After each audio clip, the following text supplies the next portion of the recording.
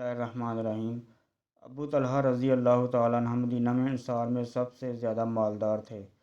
اپنے کھجور کے باغات کی وجہ سے اور اپنے باغات میں سب سے زیادہ پسند انہیں بیرہا کا باغ تھا۔ یہ باغ مسجد نبوی کے بالکل سامنے تھا اور رسول اللہ صلی اللہ علیہ وآلہ وسلم اس میں تشریف لے جایا کرتے اور اس کا میٹھا پانی پیا کرتے تھے۔ انس رضی اللہ تعالیٰ عنہ نے بیان کیا کہ جب یہ آیت نازل ہوئی، یعنی تم نیکی کو اس وقت تک نہیں پہنچ سکتے جب تک تم اپنی پیاری سے پیاری چیز نہ خرچ کرو، یہ سن کر ابو طلحہ رضی اللہ تعالیٰ عنہ رسول اللہ صلی اللہ علیہ وآلہ وسلم کی خدمت میں حاضر ہوئے اور عرض کیا کہ اے اللہ کے رسول، اللہ تبارک و تعالیٰ فرماتا ہے کہ تم اس وقت تک نیکی کو نہیں پا سکتے جب تک تم اپنی پیاری سے پیاری چیز نہ خرچ کرو، اور مجھے بیرہا کا باغ سب سے زیادہ پیارا ہے، اس لیے میں اسے اللہ تعالیٰ کے لیے خیرات کرتا ہوں۔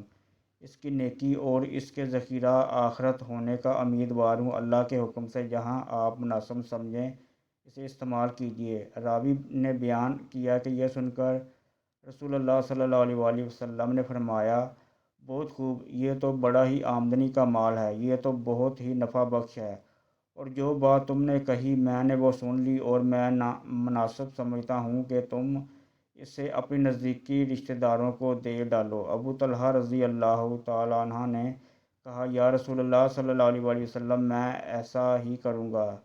چنانچہ انہوں نے اسے اپنے رشتہ داروں اور چچا کے لڑکوں کو دے دیا۔